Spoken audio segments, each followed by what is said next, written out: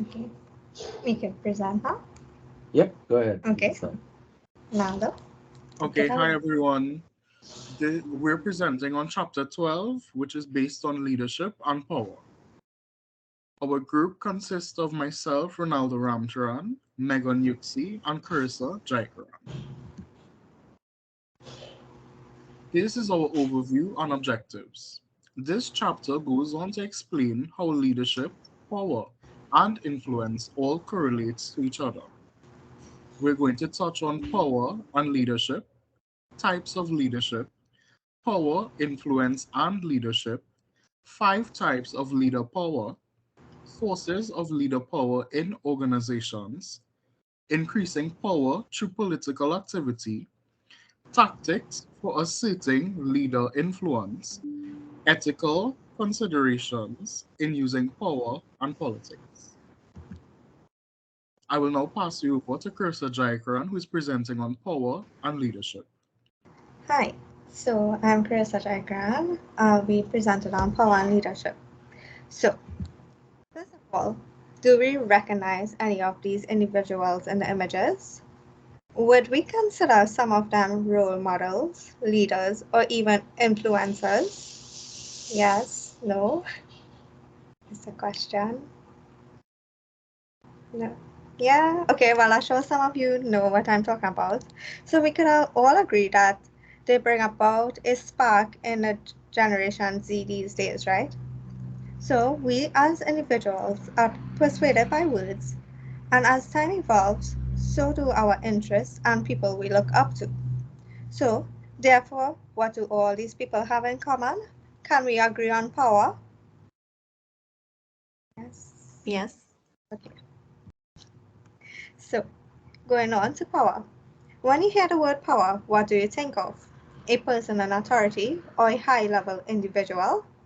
For example, when we think of power, we think of police, teachers, prime ministers, doctors, governors, and so on. However, power is much more expansive than the official authority that comes with a title.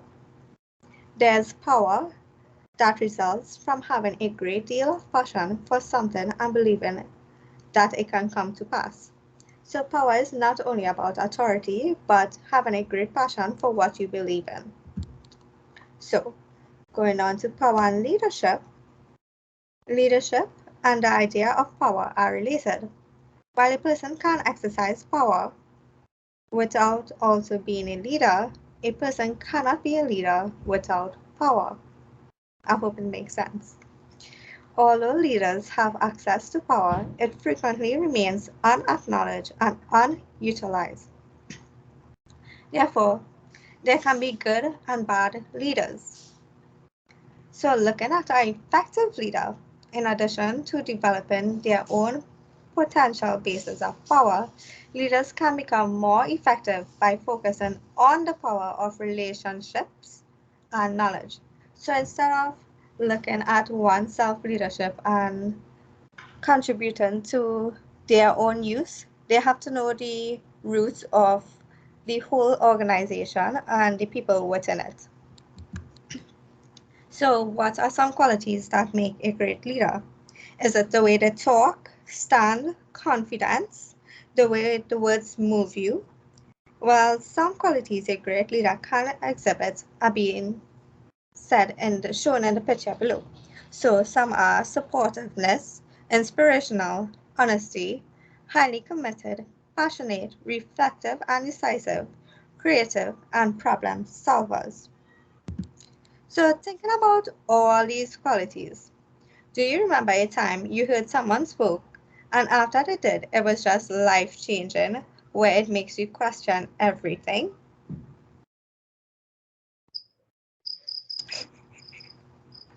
Yes, no. Okay, well, I'm sure some of you have. So moving on, we're going on to types of leadership. So if you answered yes to the question above, it can be described as transformational and charismatic leadership. So first of all, these are said to be two qualities of a great leader that one must acquire, which are transformative and charismatic skills. These leaders have the power to motivate and change the outlook of people's mind while inspiring them. Furthermore, it does not matter the position of authority they have, but the message they persuade to encourage and persuade people. We would further explore these two styles of leadership in the later slides. So, 1. Transformational leadership.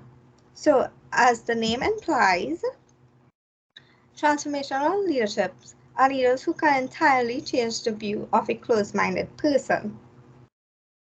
Rather than analyzing and controlling specific transactions with followers using rules, direction, and incentives. Daft, 2008. These individuals are more passionate and truly understanding the topic which they are about to deliver. So instead of following by rules, they are free spoken but still guided by their will to deliver a message. Generally, these leaders are energetic, enthusiastic, and passionate. These leaders not only care about and participate in the process, but they also have everyone's success in mind. They accomplish long-term goals rather than short-term goals. So, some key goals of transformational leaderships are develops followers into leaders. So, the audience has the ability to choose what the outcome can be. These leaders have the ability to directly speak, adapt, and relate to target audience freely in a way convenient to them. Secondly, leaders can get involved in personal matters.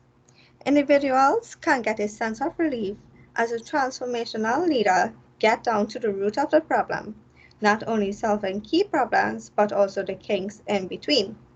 Taking everyone's thoughts into consideration and ideas into consideration, as well as not shutting it down, and evaluating emotional and physical setup of individuals in an organization. When these issues are sorted, it evolves the company to work better. Thirdly, we have inspire. So, being able to speak freely on something you are passionate about is truly inspiring. As transformational leaders have the ability to be motivated and open-minded, organizations would now be more acceptable of what these leaders have to say as they see all the sacrifice the leaders make to achieve a higher standard. Fourthly, vivid, achievable goals. In the end, transformational leaders want to impact the organization on a long-term basis rather than a short-term. This is why they are willing to go through every step with individuals to paint a picture of things being better. But in order for that to happen, everyone must be willing to listen and relate their feelings, which will be taken into consideration. So, going on, we have transactional leadership. So, relating back to transformational leadership, they had the ability to talk free. But what about organizations that have rules, right?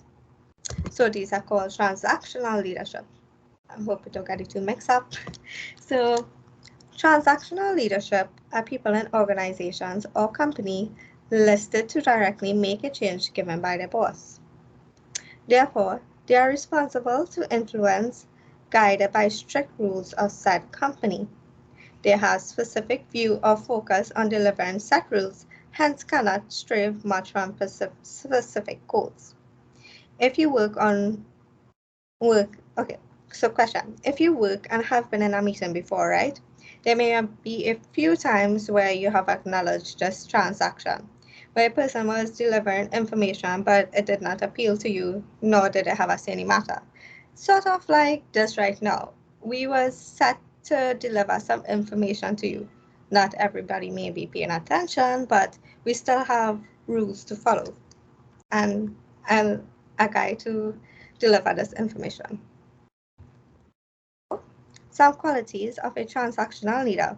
So deliver contents with guided specifications, give directions instead of motivating.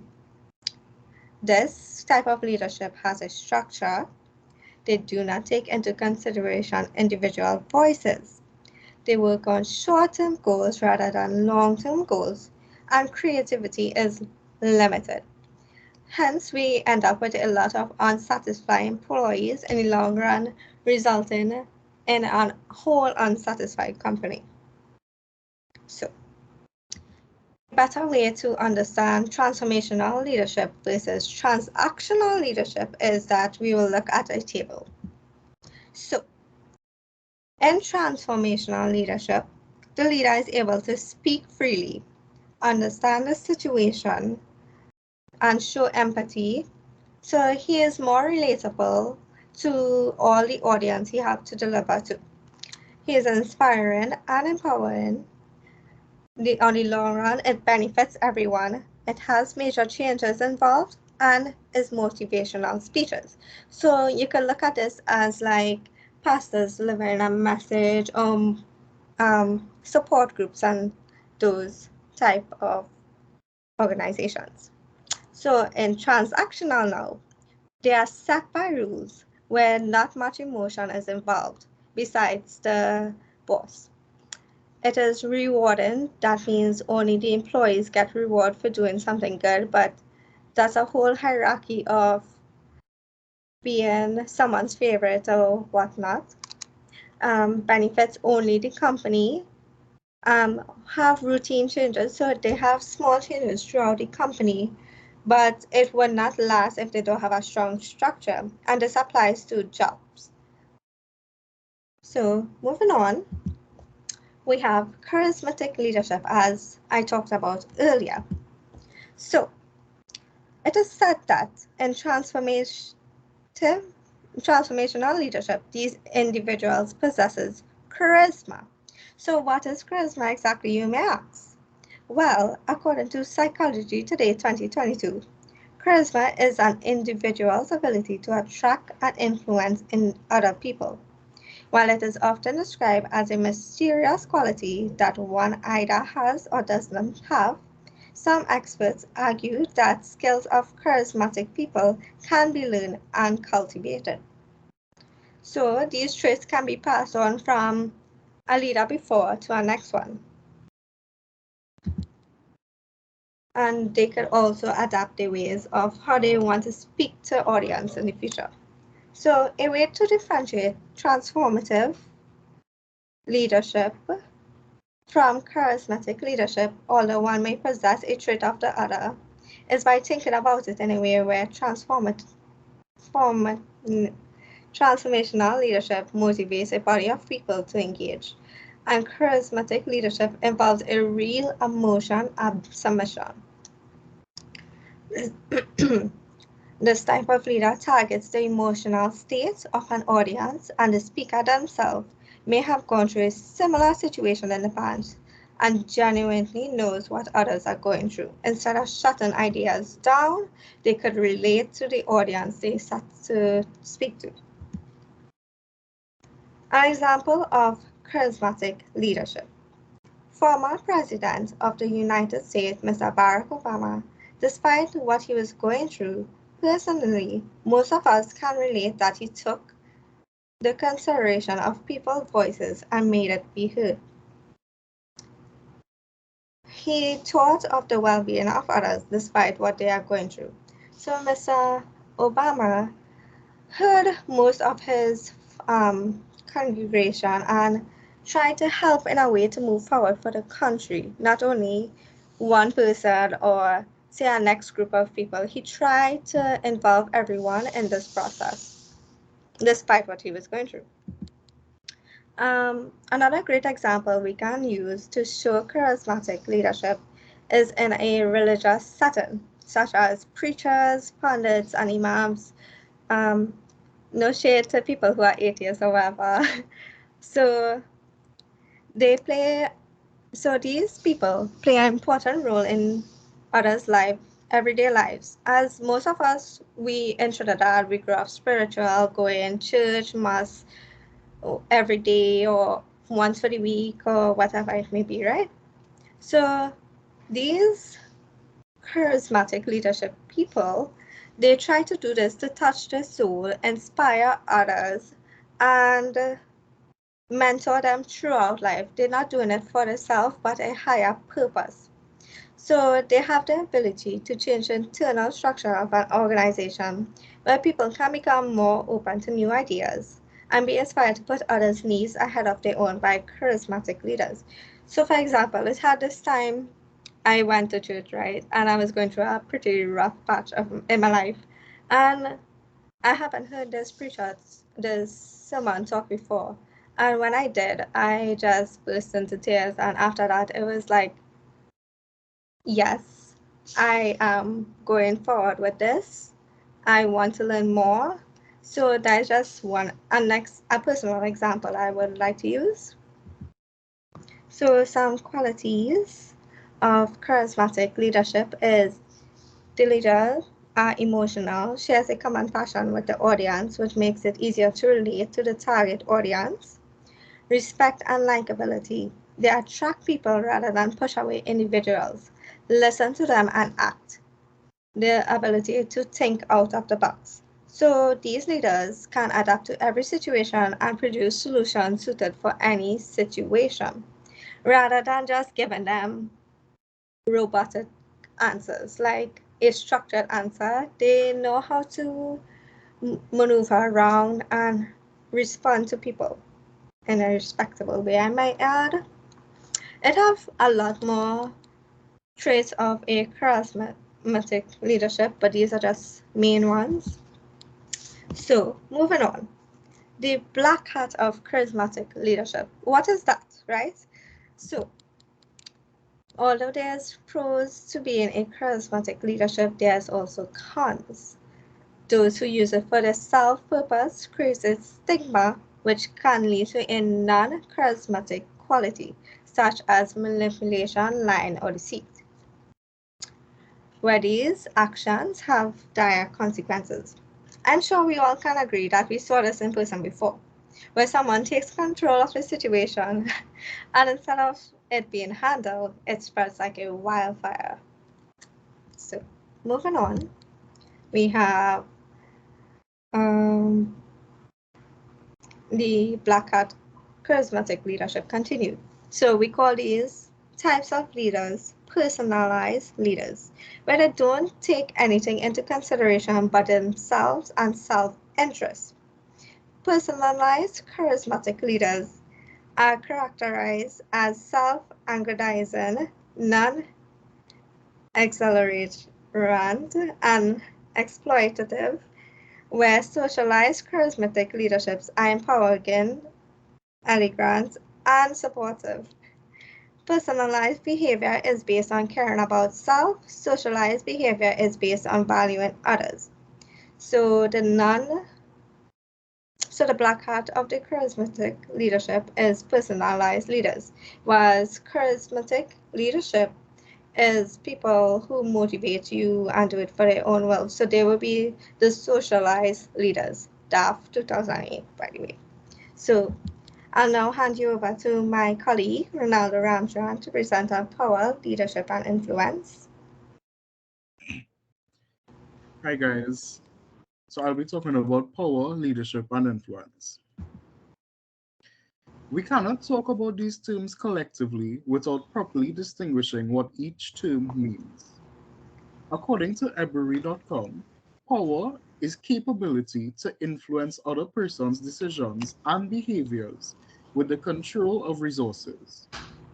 The relationship can be described as an agent and target, where the agent is the person who possesses and uses the power, whereas the target is the person who is the recipient of the attempt to use power.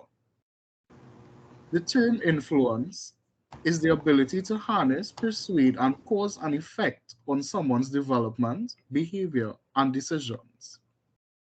Leadership is self explanatory, where someone harnesses the power of being able to lead and guide a group of people, an organization, etc.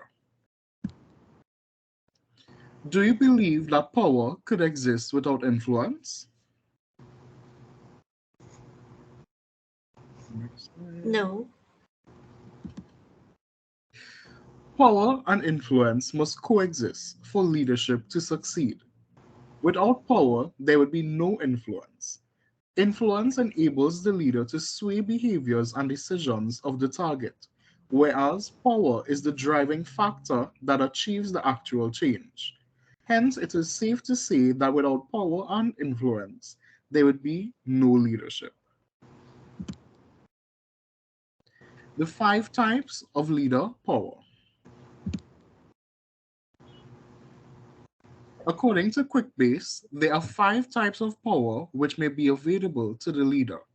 These can vary depending on the circumstances and organization. These can be categorized into 2 categories: position power and personal power.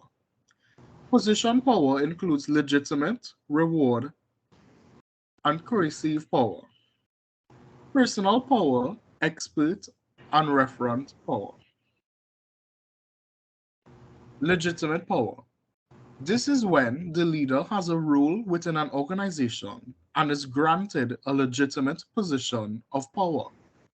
The leader in this case makes all the decisions and has the final say in all matters related to the organization, etc. Whilst the employees have to follow certain rules and regulations set by the said leader. Examples of this can be CEOs, prime ministers, heads of departments, etc. Reward power. In this scenario, the leaders is entitled to compensate or reward employees for a job well done. Employees should be granted higher wages, bonuses, time off, etc. When the leaders' rules and wishes are met, this form of power is all about driving incentives for the employees to foster a good working habit. When this is done, it also makes room for a positive cultural change within the company. Coercive power. Coercive power, sorry. This is portrayed when the leader changes the habit of the company to one where the employees feel threatened to lose their jobs if they aren't performing well.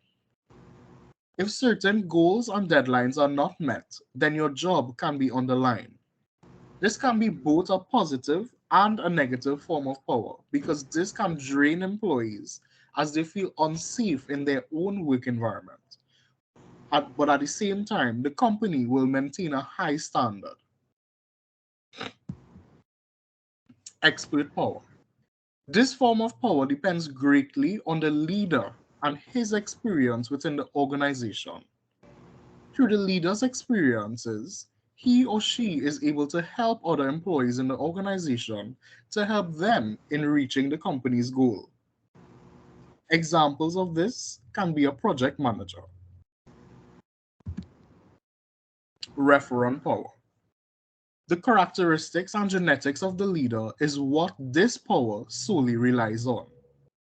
Their ability to persuade and their likability to the public is what gives them this power.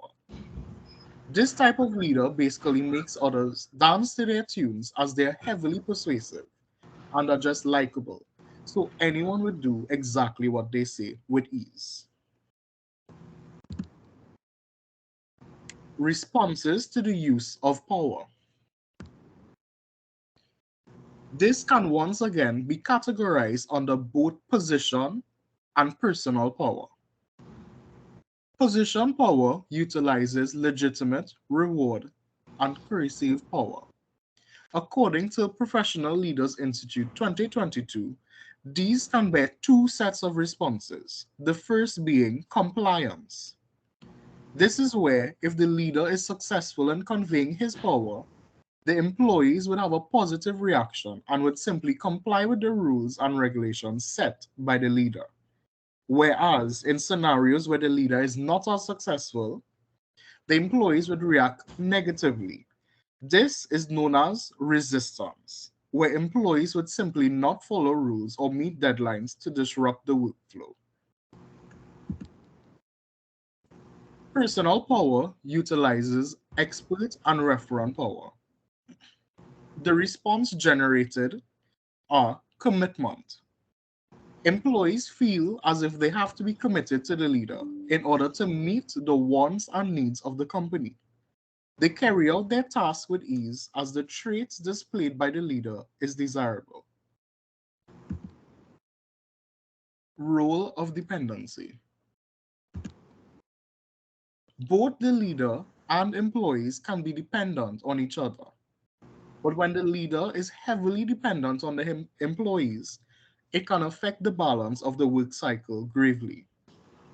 When job openings are in abundance and unemployment is low, it places the employees at an advantage to make demands on the leader for higher salaries, short work hours, etc. When this occurs, it places the leader in a position where he won't get the full enthusiastic response he wants from the employees, as it would be solely a rewarding power type. Control of resources. Yanovich 2020 claimed that the leader's power depends on the availability of resources. If there is no importance placed on resources, there exist unlimited resources with substitutes. This places the leader at a disadvantage, as there would be no dependency on him or her, and this would result in a low power.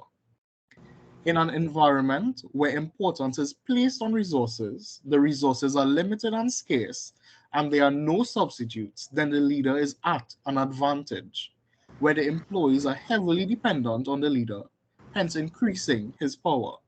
This is why leaders should always make good use of their resources and strategize the usage of it ethically. The sources of leader power in organizations. Interdepartmental dependency. This is where the resources, information, etc. flows from one department to the other in one direction. This places each department in a certain hierarchy as the resources flow from one to the other.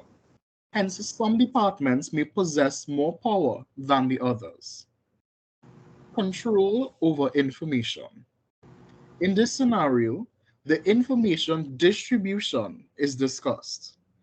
This is an important source of power for leaders as it aids in them knowing how to share and distribute information not equally, but where necessary. This also influences how certain decisions are made within the company. This also places certain employees in a hierarchy as it aids in how the information is passed down from the leader. Organizational centrality. The term centrality represents the leader's role or the department's role within an organization. In this case, the central focus is placed on an entity within the organization to produce the output product of the organization. This entity, be it the leader, the department, or group of individuals, bears the power as they produce and finalize and also refine the final product or goal of the organization. Coping with uncertainty. This situation is a given in any circumstance. The work environment is paced in such a way that circumstances can change at any given point in time without warning or notice. It is up to the leader and the management team to deal with these situations and regain power with with the resources placed before them. So I will now hand you over to my colleague Megan Yuxi, who is going to present increasing power through political activity. Good evening, everyone. My name is Megan Yuxi. I will be presenting increasing power through political activity. So to fully understand this topic, we first need to understand what politics is. This can be defined as the activities to acquire, develop, and use power and other resources to obtain desired outcomes when there is a level of uncertainty of choices. In politics, we have leaders. A political leader is one who understands the need of the nation or organization and uses this information to accomplish their goals.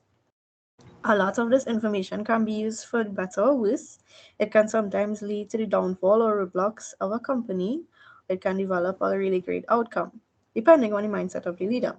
Now, when you hear political leader, I'm sure the first thing to pop in your mind is Mrs. Kamala Prasad Bisasa, aka Tanti Kams, which is indicated in the picture, or the Honorable Dr. Keith Rowley, aka Uncle Rowley. And you are correct. However, politics does not only happen in the government, it can happen in the workspaces too. Next slide. Right. So we have Russell Rush Chu. So for example, this is going to sound really bizarre, but Russell Rush Chu is a dentist turned pilot who is now the president and CEO for Key Force Capital. He ran the Federal Aviation Administration, or the FAA, traffic control system in the year 2005 and was criticized for the way he dealt the political cards in the organization. And Mr. Chu, while serving out his term, tried to cut costs with some resistance from the congressional leaders. This included closing some facilities, which paved the way for many job losses. He developed the aviation, the Air Traffic Organization, or the ATO cost control program, which identified the cost where it needed to be managed, reinvested, and to meet a strategic plan.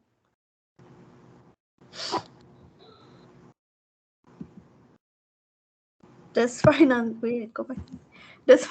management plan was devised to ensure the future of the company, but at a cost.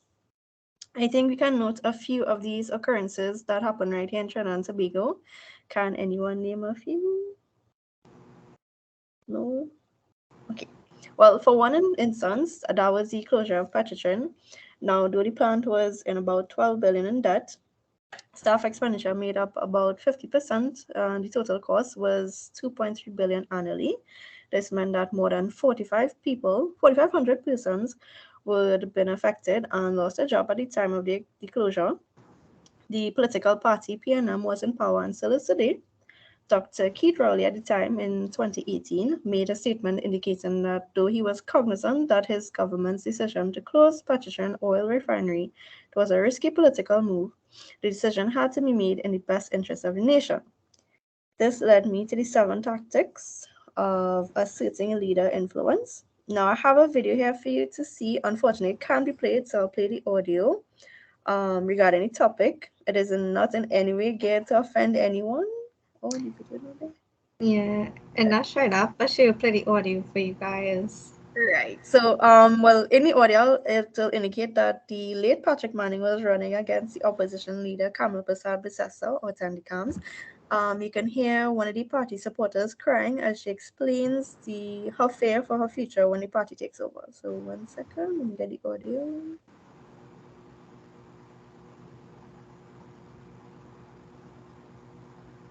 Yeah, just tell me if you can hear it. To sink in. Yeah. Many stared at the electronic screens as the results began to come in. By 10 o'clock, many had already realized that the party was not in a good position. For some young voters, a PNM defeat, they believe, jeopardizes their chances at a tertiary level education. My children cry. Imagine that. Because people of Trinidad, right, decide to play Russian roulette and play games with the children 50. Time will tell, and God will sleep. All I want to know is how I get into school. Because I'm going to close down all the new program and then for all you sending me and nothing to get done. Others dealt with their emotions much differently. This supporter criticized the media for the election outcome. And we hope the so-called free press will stand by and be responsible for what they have done. As their political leader, Patrick Manning, addressed the small crowd who had gathered to listen to a victory speech rather than one of defeat, the tears could not be held back, but they all rallied behind their leader. For CNC3, I'm Kamal Georges. Thank you, Kamal Georges. Hi, guys. All right, so tactic number 1, that is use of rational persuasion. This is one that facts and logical arguments. It is used to persuade others that a proposed idea is the best. So coming back to the audio, in the general election, both parties would try to out each other by degrading each party. And by doing so, this will spark fear in their followers to ensure their political party wins. So tactic 2, is making people like you. When a leader shows respect and concern for others, people are more likely to support the party or team leader. Tactic 3, this is relying on the reciprocity. It's kind of like the term do unto others as you would want them to do unto you, but in this regard, as the primary was to turn the power of influence of what you have. This can be time, resources, or sources, and share this with the community. Tactic number 4, this was developing allies. The third tactic plays a vital role in this.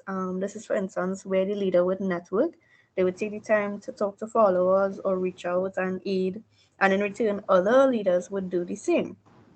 Tactic number 5 is ask for what you want. This is leaders making a direct appeal to their followers. Most times, the proposals brought forward to the parties are only accepted as they may not have an alternative. So, for example, parties may offer better working conditions, better roads, and I'm pretty sure we can all agree that we do need better roads because a girl can't be fixing her suspension all the time. So, better solutions for traffic as well. I could go on, but I mean, we may never finish class tonight. So, tactic number 6, sorry.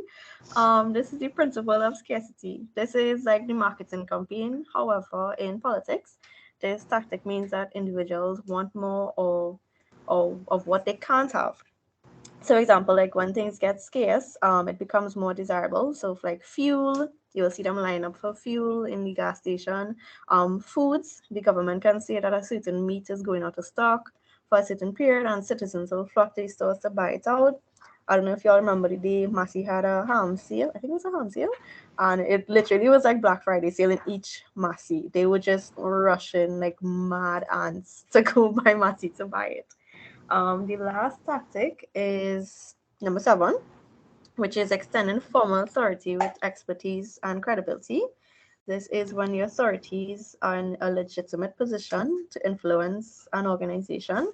The leader must be trustworthy, credible, and knowledgeable about the position they are in, and they keep these 6 previous tactics in the back of their hand to achieve this goal. Moving on to ethical considerations in using power in politics. Just would like you guys to take an overview of this page here. Just watch the image for a second, and then we move on to the points. So a quote indicated by Harry Truman said that leadership is the ability to get people to do what they want, what they don't want, and want to do and like it. So his statement really brought about the issue that leadership brings about the abuse of power and its influence to achieve goals in the organization. So as I indicated in the beginning of my presentation, leaders can do both right and wrong with the information given. And holding power and resources is also part of that tactic. So for example, in the workspace, they can influence employees. Now, if you saw the image or took time to watch it, at the beginning of this topic, you would notice that the female employee looks very uncomfortable. Some leaders today can influence both male and female, yes, I said it, male and female employees regarding promotions or any little thing within the organization that they may want. And in order to achieve promotions, sexual favors, yes, I said sexual favors, or any other unethical favors would be required. Now, if you don't accept it, they can be demoted and blacklisted in the company, and this is called sexual harassment. It is a prominent problem in the workspace, and as a personal example, I actually went through that. This topic really hit home for me because I went through it. Not much really came out of it when I went to management because I realized management themselves were toxic as well. So I ended up going to Ministry of Labor and got it sorted. And anybody in any situation, I wouldn't ask them. I'll ask the group right now to give any examples because it might be personal or might hurt them. But I am strong enough to give you that example, and I hope if you'll go through that right now, I hope you'll get out of that soon. So I will pass you guys to my colleague Ronaldo Ramchan to finish up the summary. In conclusion, leadership and power must coexist to have a successful organization. A leader must be a person who bears desirable character traits and good qualities. There are 2 types of leadership: transformational and transitional.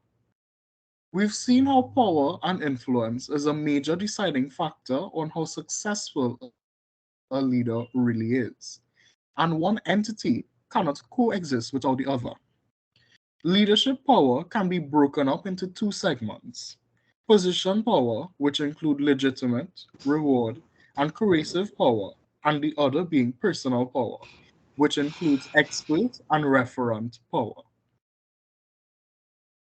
Responses to power was also discussed where compliance, resistance, and commitment were highlighted.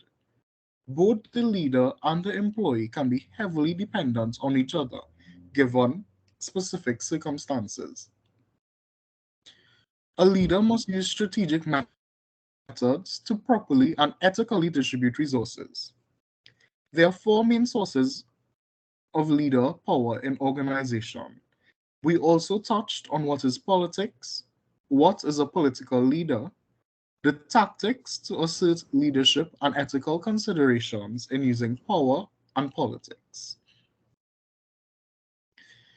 These are lists of our references used throughout the PowerPoint.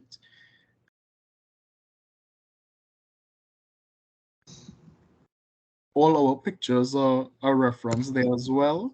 We'd like to thank you for looking at our PowerPoint, and do you have any questions for us? The floor is now open.